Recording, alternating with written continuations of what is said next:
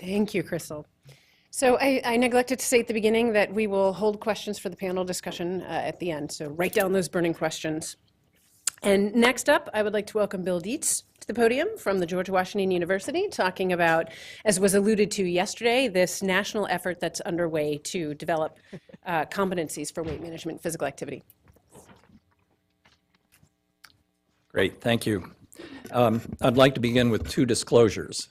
The first is I'm a pediatrician, so I feel like a duck out of water in this, this meeting a bit. And secondly, that further makes me a duck out of water, I have no experience with oncology and oncologists. So, but I do think my talk follows nicely on Dr. Dendlinger's comments. Because the good news is that there's no difference between primary care physicians and oncologists in their understanding of weight management and physical activity. The bad news is that there's no difference between oncologists and primary care physicians with respect to their knowledge of management of obesity. But I wanted to begin with just a brief update on where we are with respect to the prevalence of obesity, because I think it has implications for the types of patients oncologists are seeing. These are all data from the National Health and Nutrition Examination Survey. As you can see, the prevalence of obesity in adults has continued to increase.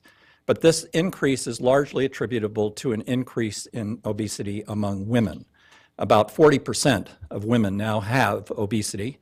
It's about 47% of Hispanics, about 55% of African American women have obesity. The positive observation is that there's been a plateau in the prevalence of obesity among 6 to 11-year-olds, 2 to 19-year-olds. The prevalence in 6 to 11-year-olds is flat, but it is decreasing. The prevalence of obesity is decreasing among 2 to 5-year-olds. And that's true of the general population as measured in NHANES, but it's also true among WIC recipients. There have been 2 recent reports that show significant decreases in the prevalence of obesity among WIC recipients. And in contrast to other locales, where the decreases in the white population have been greater than the decreases in other ethnic groups. In the 2 WIC studies, the decreases have been greater among ethnic groups than they have been in the white population. Despite this observation of the prevalence in men being flat and in children and adolescents being flat, the prevalence of severe obesity, defined in adults as a BMI greater than or equal to 40, and in children and adolescents as a BMI 120% of the 95th percentile or greater, is continuing to increase. And this has very significant implications, I think, for your oncology patients, because this group is represented in your population. It's in the general population. And what's really disturbing is a report that Frank Hu has underway at the Harvard School of Public Health, in which he's looked at the frequency of a variety of complications among adults with graded degrees of obesity. The more severe obesity is, the greater the likelihood of adverse events, including obesity-related cancers, which are directly related in a dose-response fashion to the severity of obesity, which means that the patients you're seeing, as Dr. Dendlinger alluded to, not only have obesity and its complications, but also have cancer. And so there is this double burden of disease. So I think that's a major challenge in terms of treatment. Now, what I'd like to talk about now is the challenges that exist with the science around obesity treatment options. And the first is that there's no established and evidence-based standard of care. So the U.S. Preventive Services Task Force has set the intensity of care, and there's an early consensus on pediatric care delivery.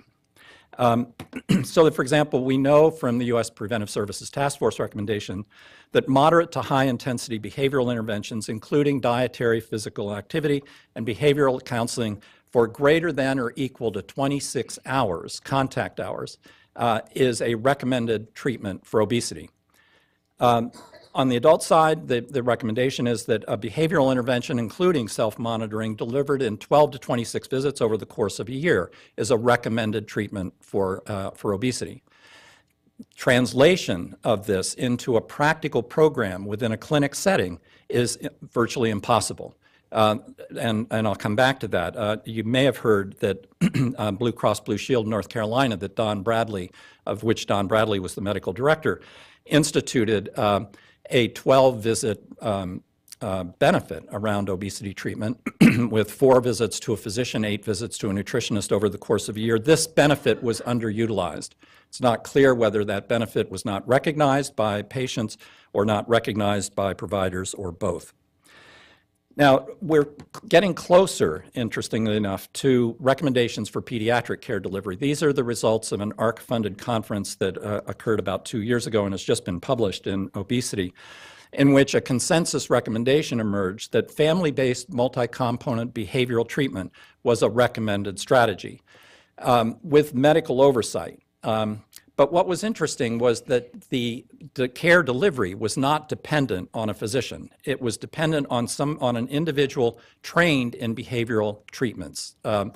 And that could be a variety of individuals. And as Matt mentioned yesterday, the door has been opened for the training of providers other than physicians or nurses for this care delivery.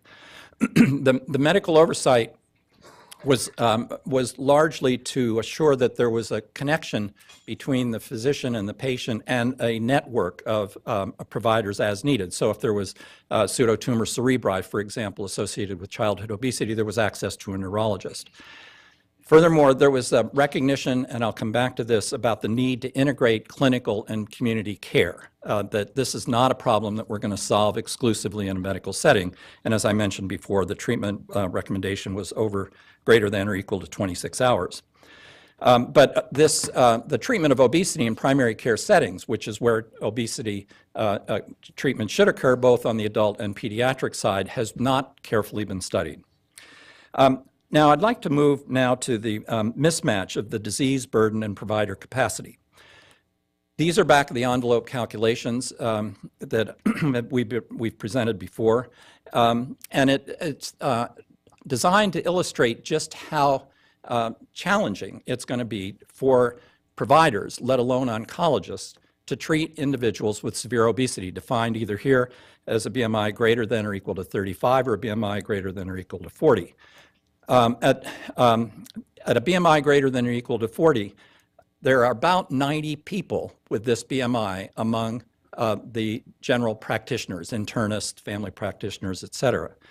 On the pediatric side, it's just as daunting. There are 50 youth in an average practice per provider with severe obesity. And that emphasizes the recognition that we're not going to be able to treat our way out of this problem, that we need to think about care extenders or alternative modes of care delivery, such as a modification of the DPP that the Y is pursuing, or the delivery of care through electronic methods. But it also means that oncologists are confronted again with not only individuals with cancer, but individuals with severe obesity, and the treatment of severe obesity is challenging. The other problem is that adult primary care providers don't know very much about the recommendations for obesity care. So this is a study from DocStyles that we have not yet published. DocStyles samples about 1,200 practitioners, which are family practitioners, internists, OBGYNs, and nurse practitioners. Less than half knew that 150 minutes per week was the recommended level of physical activity necessary for health benefits. And I suspect that even fewer know that physical activity, as was mentioned yesterday by Carolyn Apovian, that physical activity is not a way to lose weight. It's a way to change body composition. It's a way to lower comorbidities, but it is not a way to lose weight. But notice that only about a third knew that multiple dietary choices could be used for weight loss, and only 16% knew that recommended counseling for patients with obesity was 12 to 26 sessions. So again, this lack of knowledge about treatment is not limited to oncologists. It's a general and pervasive problem. Now, I know that Don Bradley and others may have mentioned yesterday the work that we've gotten underway on competencies. This is work that was initiated by the Roundtable on Obesity Solutions, to which I'm a consultant, and there's some materials on the table out in the foyer about this roundtable. But some time ago, we convened 16 different groups to begin to think about common competencies that cross providers related to obesity assessment and care. Fortunately, this was later funded by a grant from the Robert Wood Johnson Foundation, and this work represents a coalition of groups, including the Bipartisan Policy Center, the Alliance for a Healthier Generation, and the American College of Sports Medicine. And Don Bradley and I represent the Roundtable on Obesity Solutions on this initiative. And I'd like to share with you some of these competencies. So there are 10 major competencies. These are the first 5. And you can see that they're pretty broad. These are broad statements, and underneath each competency is a series of sub-competencies. So I'll just share with you the disparities competency and the sub-competencies underneath that. So the disparities and inequities in obesity prevention and care is that professionals recognize the disparate burden of obesity and approaches to mitigate it. Professionals also recognize the inequities in resources and access for the prevention and management of obesity. So this includes explaining the role of inequities associated with and/or determinants of obesity, discussing the specific barriers related to access to care and community resources for people with obesity, and the list of potential strategies to reduce inequities in obesity prevention and care. Another very important competency, which I hope we all will acquire, relates to language. Now, we commonly talk about obese people or people who are obese. That is an identity, not a disease. We should be talking about people with obesity. And that moves, if we do that, it moves us away from this patient blame that people are responsible for their disease, rather than their disease is a consequence of a variety of factors. And part of this communication is knowing what language we should use. These are terms that have been tested with people with obesity. And rather than talking about fat or obese, we should be talking about overweight or people with an increased BMI. Rather than morbid obesity, we should talk about severe obesity or an unhealthy weight or a healthier weight. And rather than using the terms diet and exercise, we should be talking about improved nutrition and physical activity. Now, coming back to these competencies, part of this is the recognition and mitigation of weight bias and stigma. What we've recently done is to take these major competencies and test them against providers in each of those organizations that I showed you. And I want to just share with you one of the responses, which I think reflects not only the importance of this understanding stigma and bias, but the importance of accommodating people with obesity.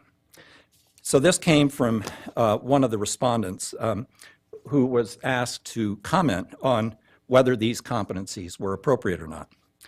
So this is their response in, let me first read the accommodation recommendation, which is providers accommodate special needs of patients with obesity. Examples of accommodations, a variety of physical activity opportunities, type of equipment, parking, furniture, privacy when being weighed, etc. So this person responded, in some ways, accommodating obesity is normalizing it, which sends the message to the public that it's not a problem and the world will bend its ways to have them continue their current lifestyle. If you're so obese you're disabled, then you can get a parking space. If you are able to walk, you should park with the rest of us and use walking to increase your physical activity. I don't know of any restaurants that have a diabetic menu, so why should they have large chairs? I think everyone deserves privacy when being weighed if it's a component of medical care. I think some accommodation is all right, but some is just over the top. people need to get the message that it's not okay to be 450 pounds, as when they fall ill, it will be the taxpayer that bears the burden of poor lifestyle choices.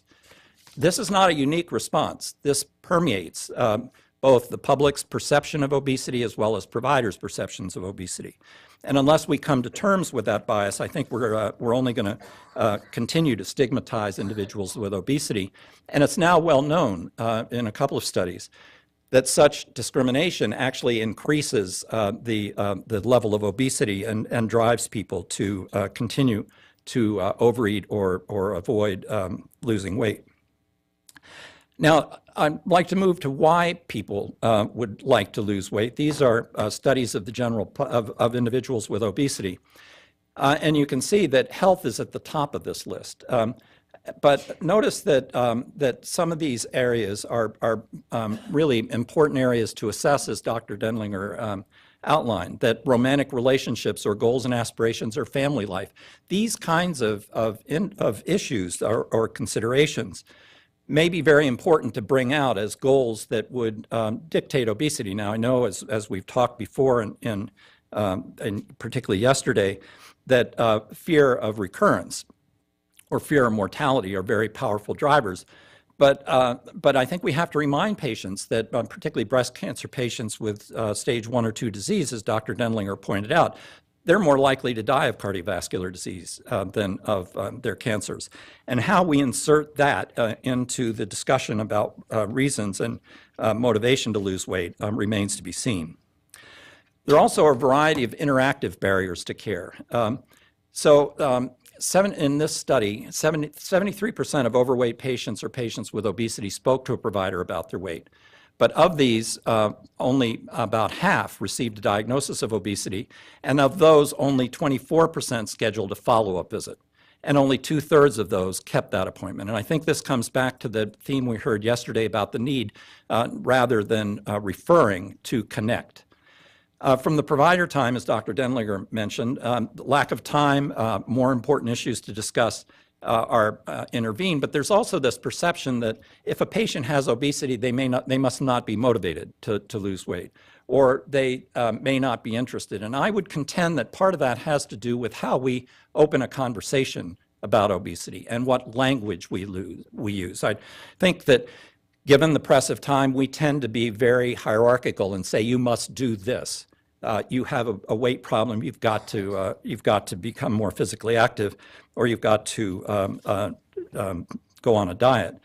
And to address this, I'm the director of the Stop Obesity Alliance at GW, and we've developed this Why Weight Guide to help physicians understand how to open these conversations about obesity, related to understanding the role of stigma and bias, the importance of accommodation, how to open the conversation with non-judgmental openings, like, are you concerned about your weight, rather than you are overweight, you have a medical problem, you need to do something.